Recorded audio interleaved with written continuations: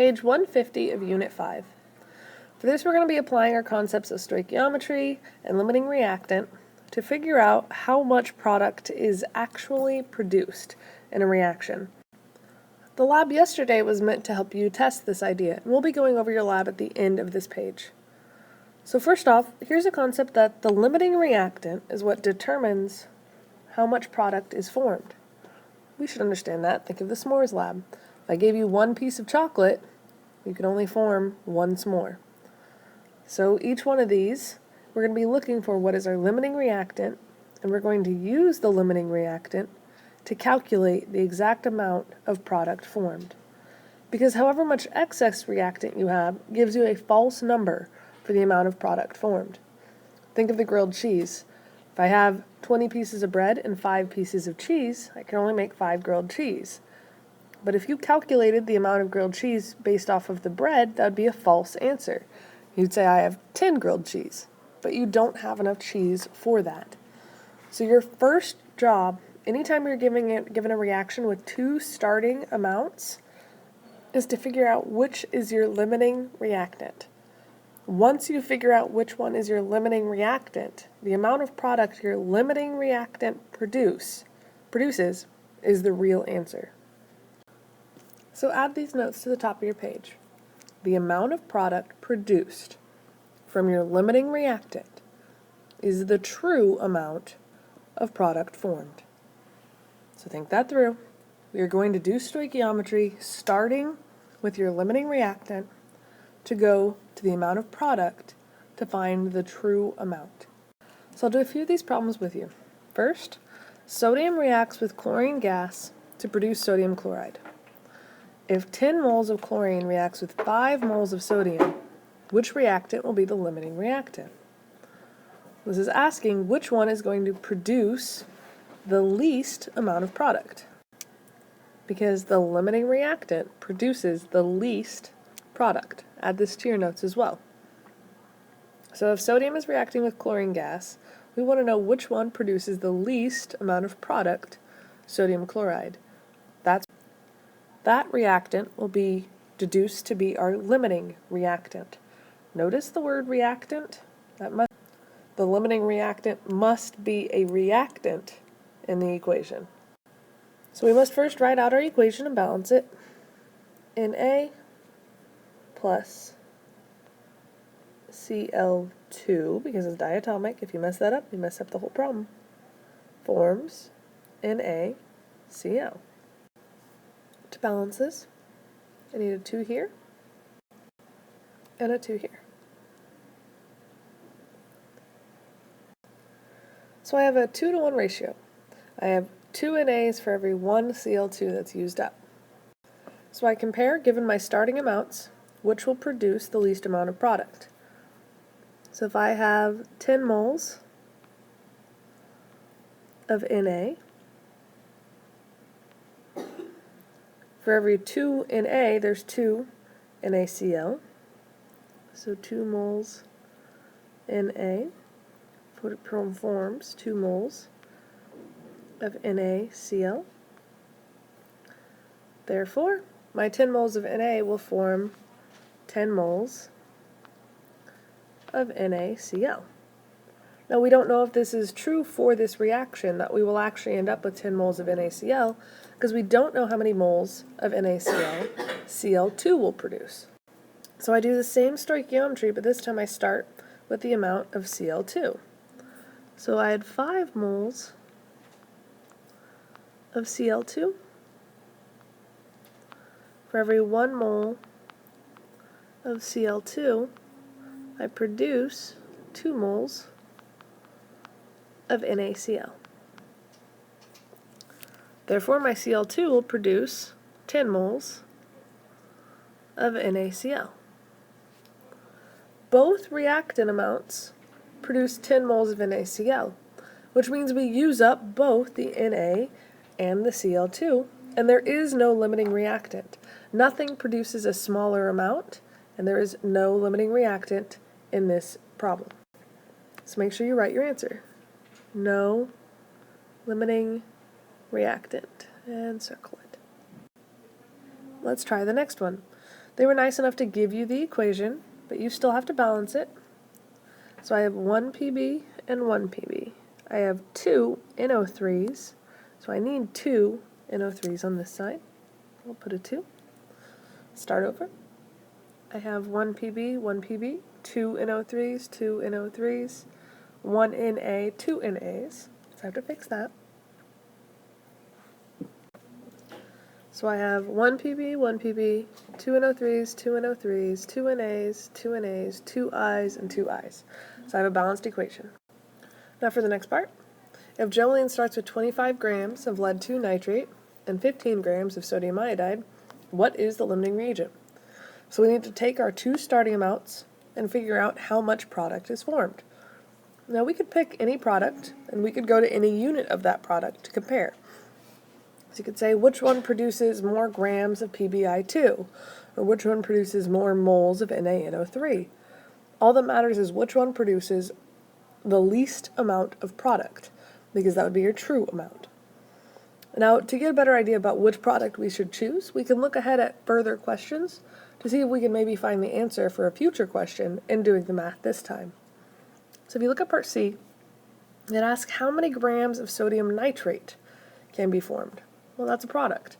So we can take our 2 starting amounts, convert them both to grams of sodium nitrate, and that will tell us the answer to C, and also which one is the limiting reagent, because whichever one produces the least amount of product will be our limiting reagent. So we do 2 lines of Stoich. Let's start with the 25 grams of lead-2 nitrate. So 25 grams. And this time, because this equation is a bit long for lead-2 nitrate, I'm just going to label this as X. So I have 25 grams of X. And I'm trying to convert this to grams of Y. I bring my unit down, grams of X. From grams, I can only go to moles of X. Bring down my unit, moles of X. From moles of X, I can go anywhere, but I know I need to convert to another unit. So this is my shot. I'll go from moles of X to moles of Y. And I'm going on to grams, so I go moles of Y to grams of Y. I'll let you come back to actually input the numbers in here and find your numerical answer. I'll set up the other one with you as well, though. So for this time, we're going to start with 15 grams of sodium iodide. So we can label this one A, and we're going to be converting this to sodium nitrate. We can keep the Y for it.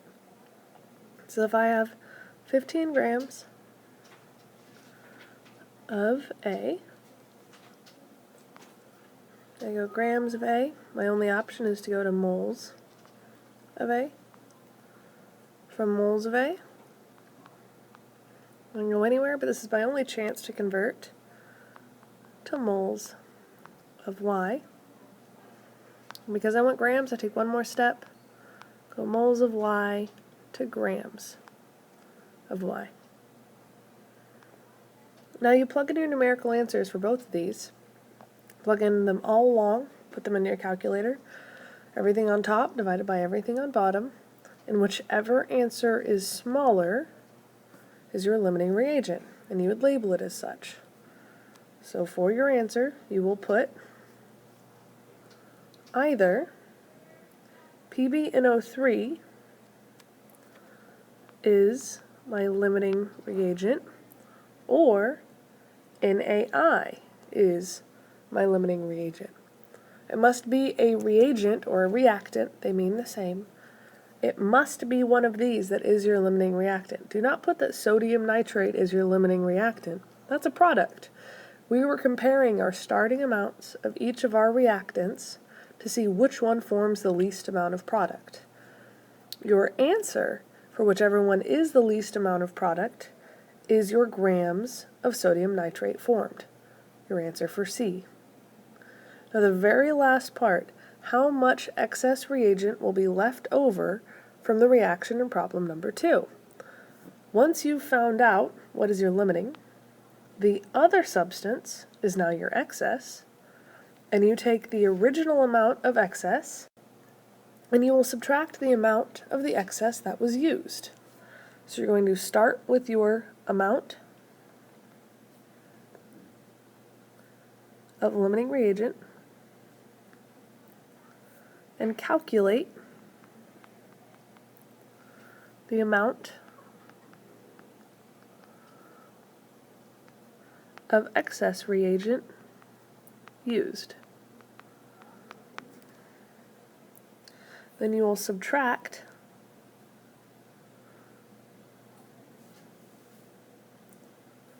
the amount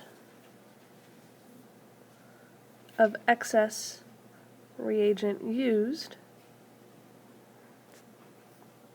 from the original amount. Now, if you had questions on anything that I did on this page, you need to go back to pages 148 and 149, the bottom of page 148 and all of page 149, for notes over these excess and limiting reagents and how you're calculating them and what they signify. If you need more help beyond that, go ahead and check online for some helpful videos. Now I want to take this opportunity to apply what we just did to the lab from yesterday. You will turn in that lab by the end of the period. So yesterday in lab we were trying to produce chalk, calcium carbonate, through a double replacement reaction, meaning our ions are replacing one another.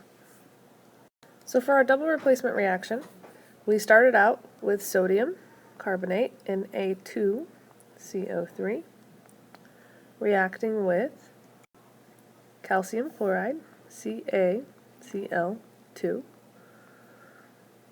Notice that my sodium and my chlorine and my calcium and my carbonate will be the ones that combine. So you get calcium carbonate, CaCO3, plus NaCl. Water didn't actually react with anything, it just enabled everything to mix together. Hence why we use distilled water, pure water, so it wouldn't react with anything. You were meant to come back and balance this equation. So you should have had a 2 here to balance out the 2 sodiums and the 2 chlorines. Now to calculate the grams of sodium carbonate needed based off of the grams of calcium chloride used, you went from grams of CaCl2 to grams of Na2CO3 using your stoichiometry. That would have been however many grams we needed of Na2CO3. For number 3, calculate the grams of calcium chloride needed. We would have started with our grams of Na2CO3 from our lab and convert that to grams of calcium chloride. Then you were asked to compare the grams you needed to the grams that you actually used. So if grams we needed of calcium chloride is more than what we actually used in this lab, that makes the grams of calcium chloride our limiting reactant, because that means we did not have enough calcium chloride to do the lab to completion. Same concept, if grams of sodium carbonate that we needed was less than the grams of sodium carbonate that we actually used, that makes sodium carbonate our limiting reagent. The other one, whichever one's not our limiting, is obviously our excess. Once we've discovered which one is our limiting reagent, then we can calculate limiting reagent to grams of product, so grams of calcium carbonate. This would be our theoretical yield based off of our limiting reagent, which is what we would put for our should have been, our theoretical yield amount. Then you can calculate your percent yield. At the beginning of class, you should have measured out the amount that you actually produced in the lab, and you threw away your product in the trash can. Do not leave my room a mess. So use these two numbers to calculate your percent yield. Make sure you've gone through and answered everything on the bottom, and you turn in this lab before the end of the period. I have one more page of simple notes for you before you have the rest of the period to work. So flip to page 151 and we'll learn about the very last concept of this unit before we take the test next week on Wednesday and Thursday.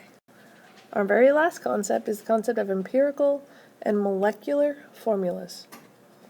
An empirical formula is a reduced formula. It's a formula whose subscripts cannot be reduced any further. Think about all ionic compounds. We always reduce them to their lowest amount. But with covalent compounds, we don't do that. For a covalent compound, we actually keep it, such as C6H12O6, with its full amount. So what the empirical formula does is it allows us to compare compounds that have the same ratio of things like carbons to hydrogens to oxygens, because they'll have similar properties. The molecular formula is what you're used to. Remember that a molecule is anything that is a covalent compound. So if we say it's our molecular formula, then this is our true covalent compound formula. So for each of these following, if you were given a molecular formula and asked to write the empirical formula, you simply look at the molecular formula and simplify it to its simplest ratio. So N2O4, its empirical formula would be NO2. You're reducing it as much as possible, as if it were an ionic compound. One more, C3H9 would be reduced to CH3. You just divide them by their most common denominator. So divide both of these by 3, and that gives 1 C and 3 H's. Reduce however it is you like to reduce, but you reduce it to its lowest amount. You'll do the same thing for this table here. So the very last thing for today is how to determine the empirical formula given the mole ratio. Very simple task. If I want to find a ratio given 3 numbers, I just divide by the smallest. So 1.15 would be the smallest number. So I'd divide each one of these by 1.15, which gives me a ratio of Cu, I have 1 copper, 1 sulfur, and then 4.6 divided by 1.15 is 4 oxygens. So my formula is CuSO4. Your homework is to complete through this page, so pages 150 and 151, and make sure your lab is turned in before you leave class today. If you have any questions, post them on Edmodo, ask each other, and look for some YouTube videos. If you post those on Edmodo for others to share with others, you'll get extra credit. Use your class time wisely. I will be checking your workbooks.